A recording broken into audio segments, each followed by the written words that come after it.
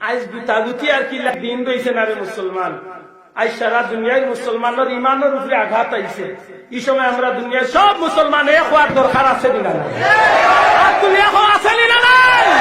আপনারা শুনলেও বা হইবা দুনিয়া বাসা একজন শেখুল হাদিস আল্লামা আজিজুল হক রহমতুল্লাহ, বাংলাদেশের কওমি অঙ্গনের সবচেয়ে বড় আলেম, কাঞ্চে লইলা হযরত মাওলানা মামুনুল হক সাহেব, বর্তমান বাংলাদেশের একজন সিংহ পুরুষ, আল্লাহর বন্দার সিনার মাঝে যেদিকে কুরআন শরীফ আল্লাহ রাখছেন, পাশাপাশি অসংখ্য হাদিসও রাখছেন, যার ফ্যামিলির মাঝে প্রায় 100 জন বাচ্চাই নইলা কুরআনের হাফেজ।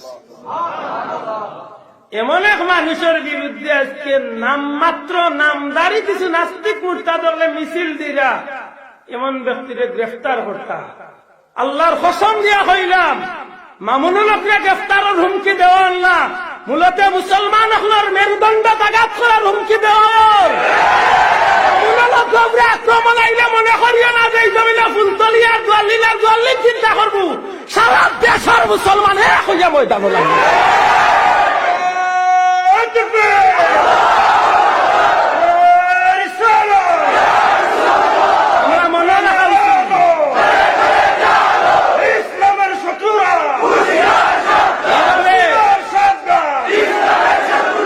এইভাবে তারা এক একটা এজেন্ডা দিয়া মুসলমানগুলোরে পরীক্ষা করতে চায়, ঠিক না? ঠিক না? আজকে মামুনুল হক সাহেবরে পরীক্ষা করে 2 দিন বাদে আপনার আর পীর মুর্শিদ বুলতলি যাওয়ার দুয়ারে গ্রেফতারের পরীক্ষা করে। কিতা বুঝাইতে চাও?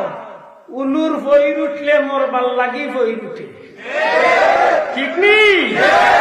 এই দেশের মুসলমান খুব বালা, না হয় এই দেশের মুসলমান বাগর মতো আক্রমণ করে। এই দেশের মুসলমান দুনিয়ার সব তার একদিকে ইমানের লাগি জান কুরবানি দিতে একদম। আল্লাহ হেফাজত করো। জানি না এই তোর মাথাত কোন গুড়ার ডিম হামাইছে, ইটার মাথাত কোন কিরমিয়ে হামাইছে, মোর তাহরি গুণ বাসুন আসে। আর দেশের মানুষগুলি মাইর করাইতে করি বাসুন, ঠিক নি?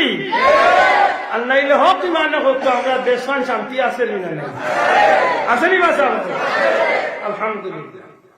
আল্লাহ আমরা বেমার তো বাসাইয়া রাখছে, সব দিক তো আমরা সেই বাসি। আমরা এই শান্তির দেশমান শান্তি বানাই না। আজকে আমরা দেশের মাঝে প্রকাশ্য শিরিক বেদাতর খাম চলেনি? আমার দেশে প্রকাশ্য সুদ ঘুষের ব্যবসা বাণিজ্য চলে।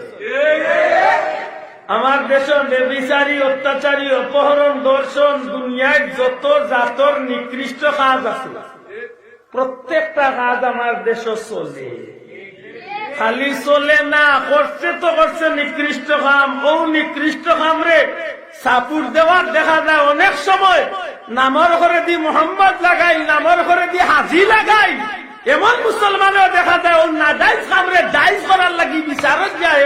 ও ভাই দি অন্যায়ের পক্ষে ফক্ত লইয়া কথা কয়নি। একবার তা মুসলমান মাথার মাঝে ঢুকাও যে দুনিয়ায় দেখে এত গো বাইল কিতার লাগি।